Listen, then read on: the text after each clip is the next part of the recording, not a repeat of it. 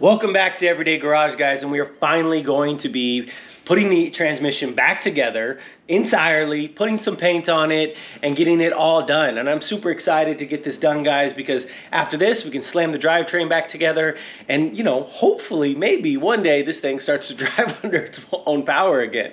It just puts us one step closer to my goal of driving this truck in my wedding, which I don't know if you guys know that, but that has always been the goal. There's a part of my wedding where we need to drive in it, and my dream is to have this truck in it. So thank you guys for everyone that's been following along and helping me, or watching me, you know, try to accomplish this dream. Now let's get started with this transmission, guys.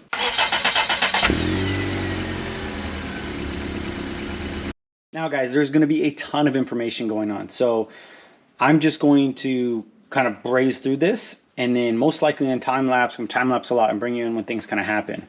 But first off, we will be replacing the seal. Now this is the new one, and the new one just goes on simple like that, pointed downward. It's no big deal. That is our new sealant. Even though, with oddly enough, like I think this is the old one here, right? Yeah, because it's torn. It was great. I tore it just taking it out. It was in amazing shape. So that's the last of the things that actually need to be done. I already replaced the seal on here, so we're good to go.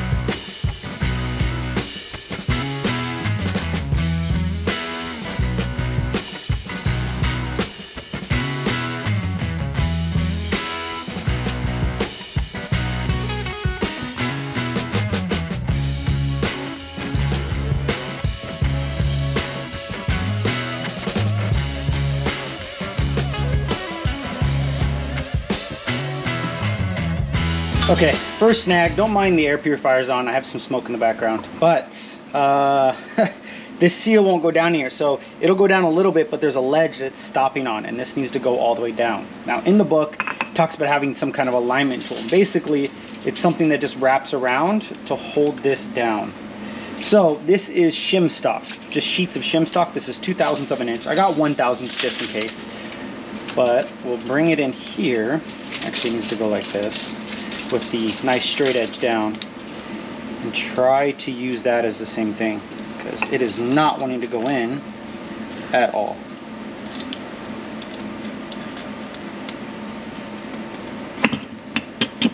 Bam! Like a glove. Okay, not a bad idea, guys. Okay, so if that's something you're running into, just use some shim stock.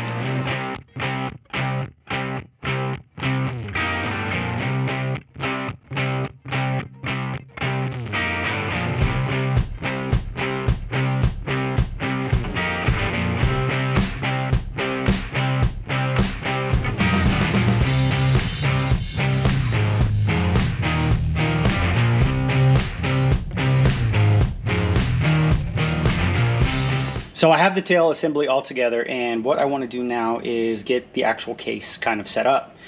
Now we have the front and rear clutch packs, or units, I think Planetary units, or whatever units they call them, because it has the gearing in it. These need to get put together first. Now we will need to put in the Planetary carrier assembly. Now, as you saw, we replaced the bushings on this, and this is one of the better ones, and it's still really, really loose on here. So the shaft is pretty bad. Now this shaft, once I mic'd it out or used my calipers, 6/1000 under, so it was pretty beat up and scored really bad. So I searched everywhere I could and couldn't find anywhere. I even found, I talked to a guy, Bill Miles. He's the one that owns, if you Google Shiftless Wonder, it is the same exact truck as mine, 53 long bed. And he has a bunch of parts transmissions. He searched, and all he found was he did find one, but the gearing was really messed up. And not sure where to swap that out or how to work on that. I kind of tried to weigh my options, and what I found was this one. Now this isn't the exact replacement for it, but what this is a new old stock 49 to 51 Lincoln automatic trans. Now what that was back in 49 to 51, the Hydra-Matic trans was used by a ton of manufacturers back then. So I ordered it up hoping it would fit, and almost everything exactly the same. Shaft the same size, all the bearings, all the oil holes, the gearing for everything is exactly the same. The only difference was right here, the shaft was longer. So as you can see, it's a bit longer. So what I did was I took it down to a machine shop and I had them cut it exactly. So they cut it and regrooved it, and the groove only looks bigger because they beveled both edges. This side isn't beveled. It's exactly the same, and now it's going to be an exact match. So I'm pretty excited, guys. This is more of a tight fit in here, but it should slip right in. I did ream it a little bit using the old one. Line it up, and you just got to line the gears up. There we go. And it's in. Don't crush your finger on it. It's a bit of a tight fit, but there's no slop in it anymore. I mean, none. This is like exactly the way it should be. It's a nice fit. I'm really happy I went this route and spent a little extra money to get this machined. And then we flop this up, and we just get to putting it together. So we should be good to go.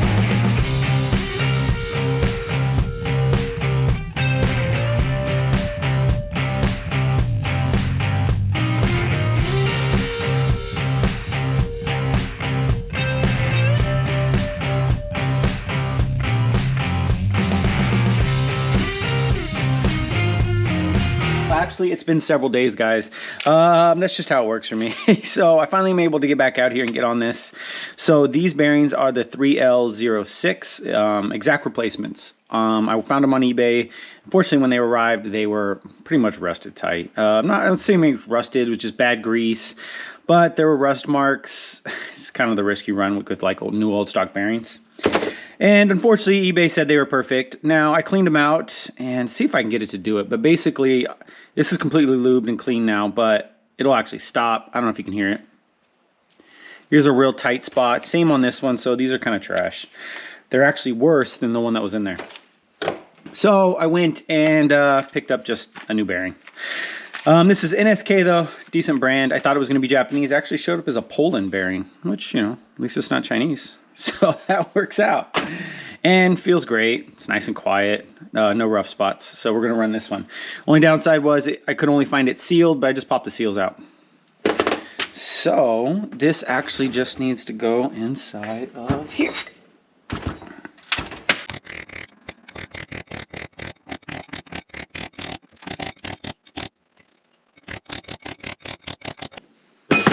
And then, yeah, just pop the snap ring in. No big deal.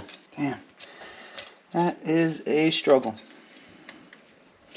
Why won't you just go in? There probably is an easier way to do this, but I don't know.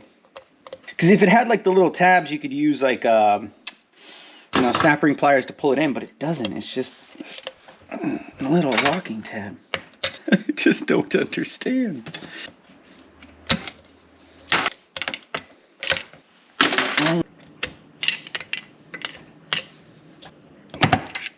Oh my God.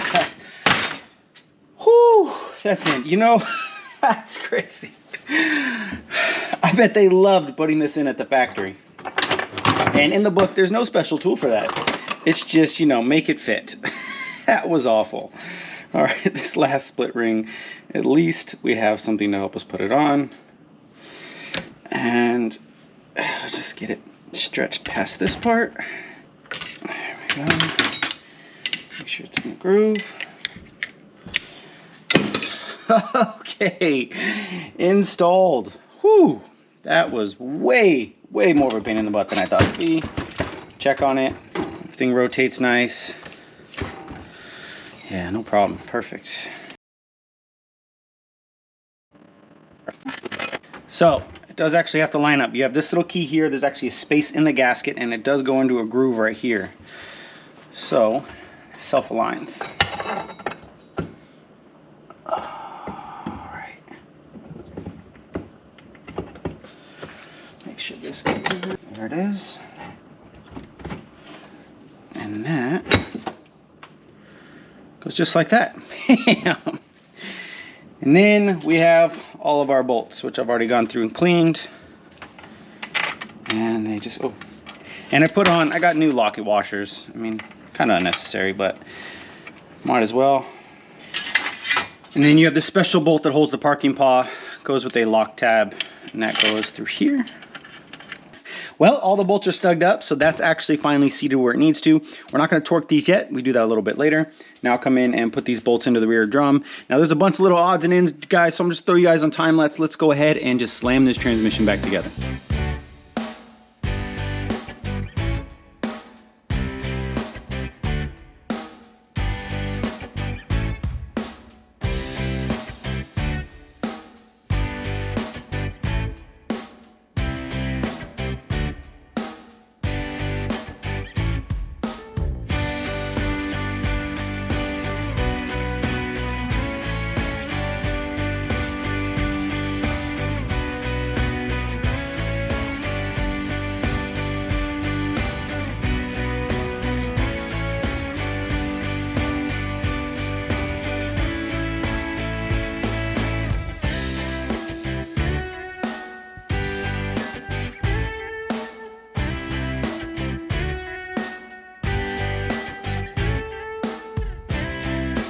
Now for this side, this also has a gasket. You can see this little gasket here.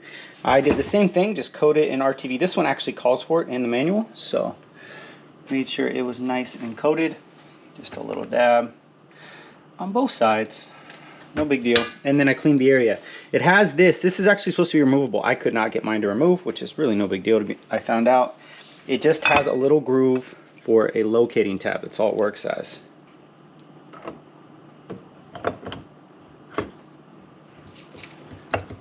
I think there. What is that? Bit of a tight fit. What's going on? There we go. There it is. And gears have to mesh if I'm not incorrect. There it is. Okay. And locking tab. So locating tab. So just put the gasket on the inside. It's getting caught. There we go. So just like that. And that front part should be installed. Ready to go. Now I couldn't find the right bolts. I didn't have the right ones. So I had to locate these. They just had the ones with little flange. They're about this big. And then they don't have lock washers, so I put some blue Loctite on them, so they are good to go. What we need to do now, guys, is go ahead and get the governor drive flange mount pump thing in. So, right here. Now, this drops in. As you can see, everything has bolts in it now because I went on a frenzy and trying to find all of my bolts. I think I located all of them. They were just kind of put in opposite places. This one drops down just like this. There it is. And it's not the right bolt. And toss this in. So this is going to be one of the measurement areas, just to make sure runout looks good, on our governor flange. So I just set up my magnetic base here. I'm set up. I'm zeroed out. And I've already kind of checked on it, but we have about 3 thousandths in that direction, and then it shoots back and about 2 thousandths in that direction. So 5 overall, but at least it's not 5 in one direction, and it says just don't exceed 5. So 5 is within allowance, so I'm going to say that's good. I'm not going to worry about it anymore, so we should be good to go. Now to get the front servo in, which are going to be these 2 bolts. I already put my oil pipe deliveries in. So this should go down like this with that oil pipe fitting right there. And then, is that the right way or does it go like this? Then we gotta get this, yeah, this pipe in here. All kind of meshes together on the way down. Oh yeah, that's going in. So then this sits like this, goes like this. You gotta connect this pipe, of course.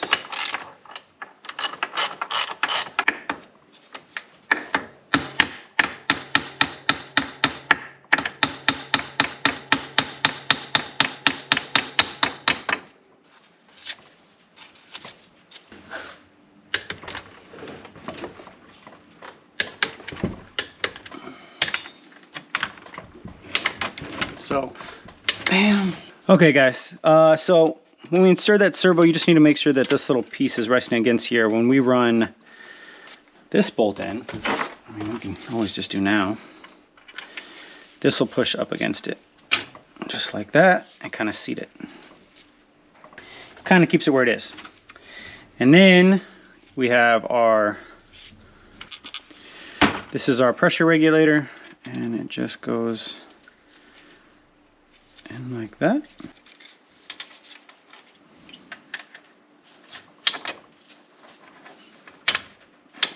Just start it. Nice and snug. How about this one? There we go. There we go. Okay, guys, so we need to put in the governor and the parking paw. So the parking paw just kind of rests in here, and you put it in first, kind of set it off to the side so it's not in the way, and then you just work this on past the oil rings, just like that. Make sure you're not damaging them. Perfect. Then you have this little chamfered roller that goes on right there, which goes into that slot, and then this screw needs to go all the way through and hold this parking paw in place. And then come over and torque this to, it says 23 to 28 foot-pounds. Then come over here and bang over these locking tabs.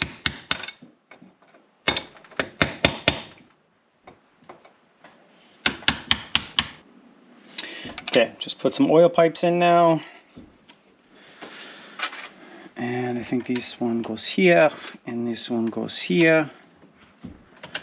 And we're not tightening these down yet, just leaving a little bit of room loose. There we go. And we take our turn spring for the parking brake. I think it just loops on like this and comes under. Or is this the other way? Oh yeah, that definitely doesn't go in there. Now, the valve body. How does this go again? I think this just goes down like this. Let me put some ATF, lube this, and this just comes in. I think this goes,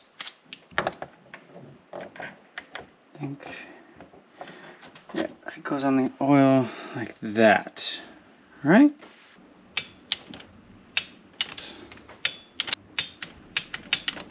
Okay guys, now this is kind of what we have to do. We have to put this governor alignment tool in here. Now, everything that I've read, there's really, I mean, you can try to make sure it's even, but there's nothing really that you can do to recreate this. You kind of just have to try to track it down. This is part number J4731, so it's a Kentmore. It's not too hard to find. I see it pop up on eBay from time to time, so it's not like this kind of made of unobtainium or something like that. You just kind of have to keep an eye out for it. And then it wants us to now loosen these bolts so that alignment can be had. And then basically, let's actually oil that up. Fit this up. There we go. And now with that, we tighten everything back down to about 15 to 18 foot-pounds, I think it is.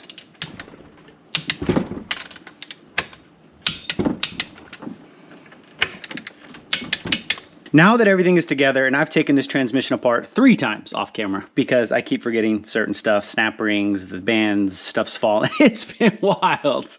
So I've gotten it down to where I can disassemble, put this thing back together in about 45 minutes. But we need to get the front bands adjusted. So I have these two. This is the snap-on version, which is just the aftermarket, and this is the factory one. I kind of like the snap-on version better, so I'll be using it. And it's a simple procedure. Basically, they want you to pull it out so you see about 1/8 of an inch of threads right there. That's about it, 3/16 maybe. And then you kind of just go all the way in, and it's only hand tight, so just tighten it down with your hand, which is there.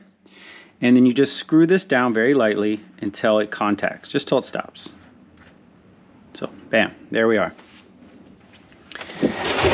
And You come over here, and the reason why I'm going to do this because we'll adjust on this. So where's my 9/16? So you want to do 5 complete turns. So we'll start here and go 1, 2, 3, 4, 5. And something clicked in there.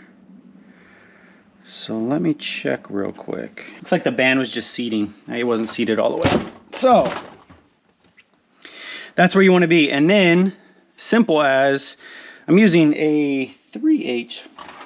That's 11/32. Where's my 3/8? Here. To kind of just ratchet it in. You want to turn this in until this is barely movable or turnable. So, and you'll see it kind of push up on this here. It kind of pushes. There's like a piston in here, spring loaded. It pushes it up.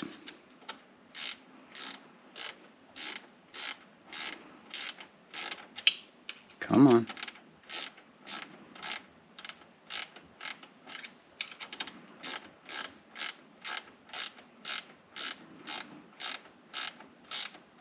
Should be pretty close to where this nut is. I had it set up before. Ah, there you go. I feel like it's contacting.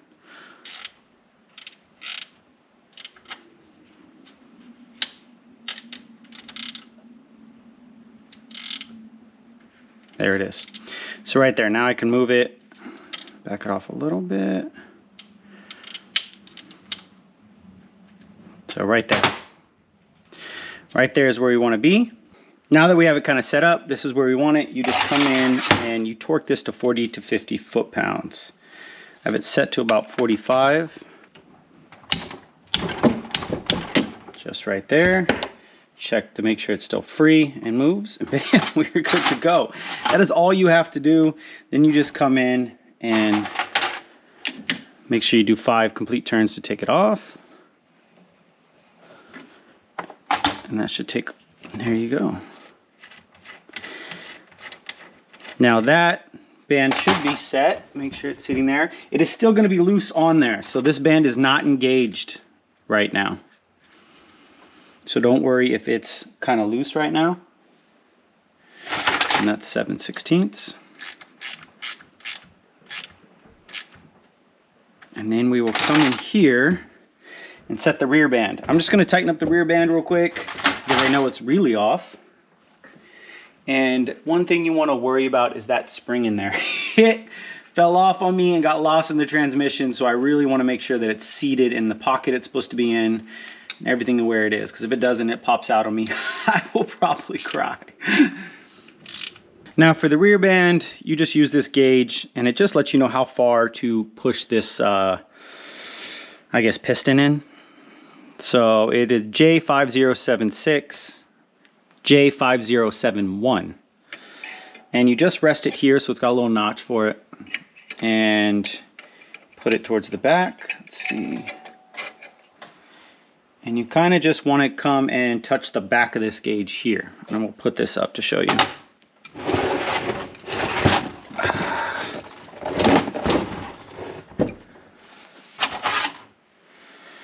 Now it does. This one's a lot more sensitive. At least that's what the book says. So if you go past touching it, you should back up 3 turns at least before you try to re-engage it. There we go. Or hit it again, just to make sure it's where it needs to be. And that's it. You just tighten, and then it's slowly going to push that in. Let me just look. I know the view is hard for you guys, but I'll show you in just a second.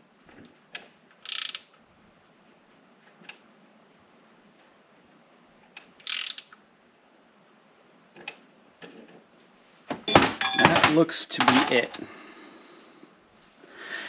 We'll tighten it down, and again, I'll show you right now, guys. Just tighten it while it's in the air like this.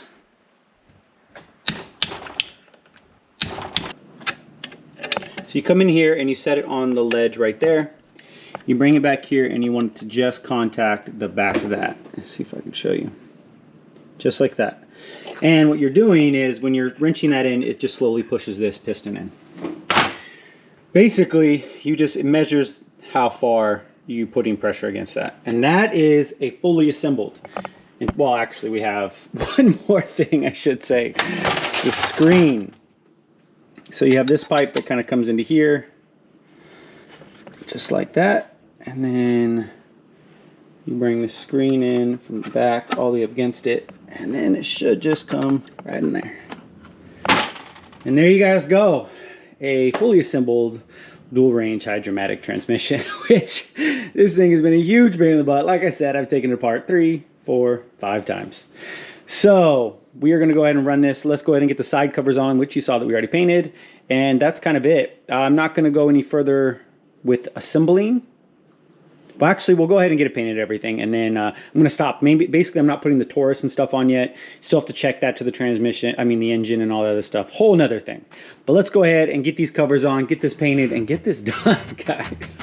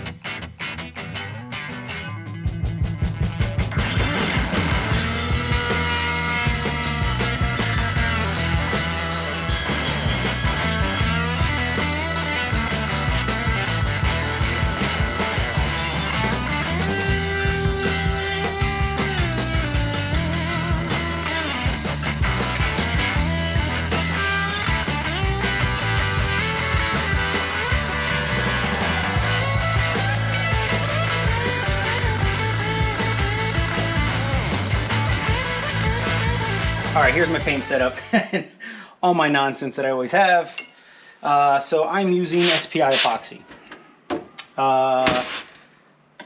Just because it was easy for me to get, and well, probably one of the better ones. So if I was gonna buy it, might as well go all the way in. I've already paint shaken this, but epoxy always should be stirred with a stick. At least that's what it says.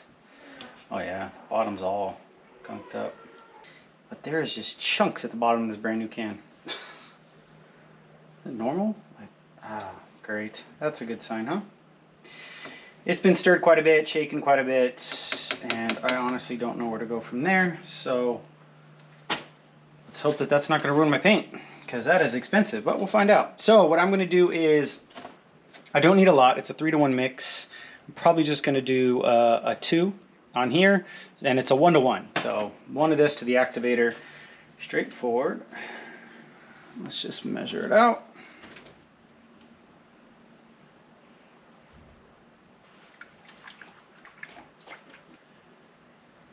That's, wow, dead on. Every once in a while, right? Let's see if I can stir that up.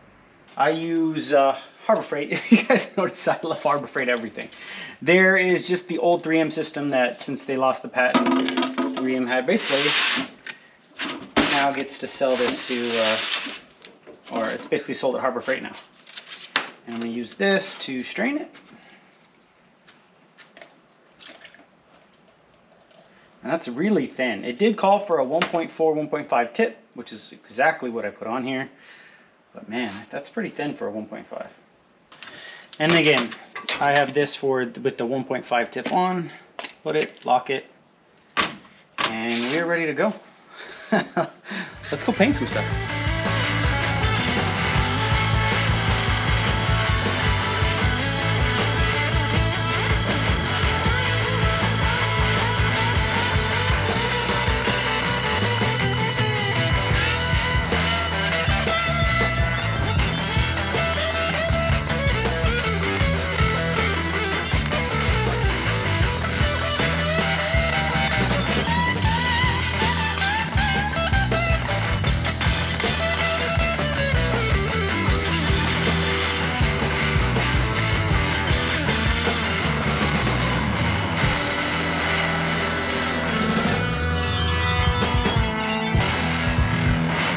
Now, just to clean up the badge, guys, I'm just going to do a real quick like restoration on it.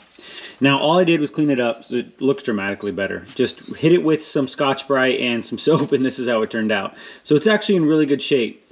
Now, for the Hydra-Matic 177, which is the one with the enclosed torque tube, they actually had orange here on the GM side where their lines are. And then for any other model, they had it in black. That's how they kind of differentiated from, I guess, the light duty standard model to the more heavy duty open driveline styles. So really all we have to do is paint these two boxes orange and we should be good to go.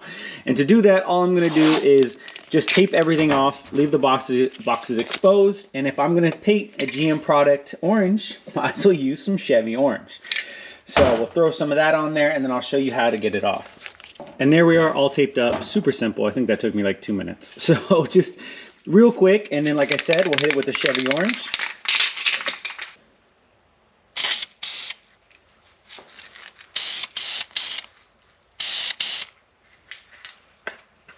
Now, after letting it dry for a couple hours, it is pretty much ready to go.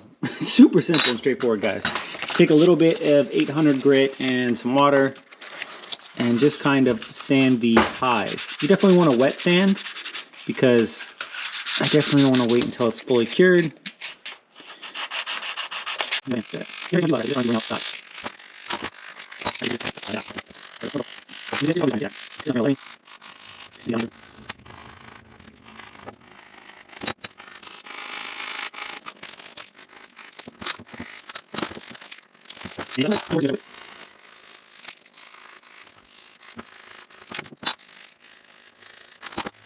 And there you have it. Just real simple, and the camera says I have about 4 minutes into sanding. I'm gonna call that good. It didn't have to be perfect, it just has to be legible, and now we can slam this on the transmission, and you know, it's the little things that kind of finish it out. I know it seems like a little over the top for some people, but I really dig this. All right, let's get this on the transmission. All we have to do is come over here and slam these in. Finding these rivets were kind of the hard part, but I got them.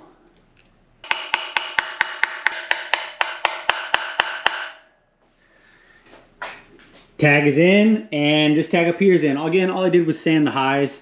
This one's super beat up, but I just wanted to clean it up a little bit, no big deal, and we have that tapped back in too.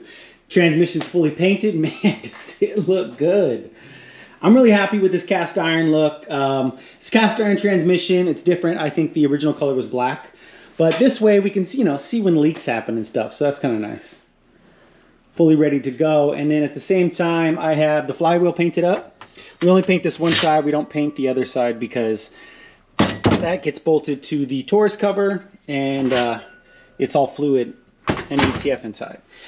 Went ahead and cleaned up the back of the Taurus cover. This is our new one with the springs that are actually good. So these are ready to go. I can't put these in the transmission yet because I have to wait till I match them up with the motor, and we'll deal with all that later. And there you have it, guys. We are done with this transmission. Finally clean. All that filthy grease is off of it. Painted, protected, epoxy. This thing will last forever in its current condition.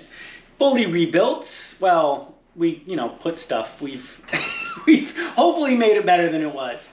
We had to do what? The planet carrier, the bushings, a brand new Taurus cover. What else? Bearings, seals, clutches, everything went in here, guys. I'm pretty confident that it went back together right, but we'll see once, you know, we fire it up how well it runs. Now, this isn't going to go in yet. It's going to kind of get set off to the side. We still got to finish up a little bit of the rust repair and then jump on the engine. So it'll be a little bit, but at least this part is checked off the box. That's it for me, guys. Again, check me out on Instagram and Facebook. I do update in real time there, so you guys get to interact with me a little bit more.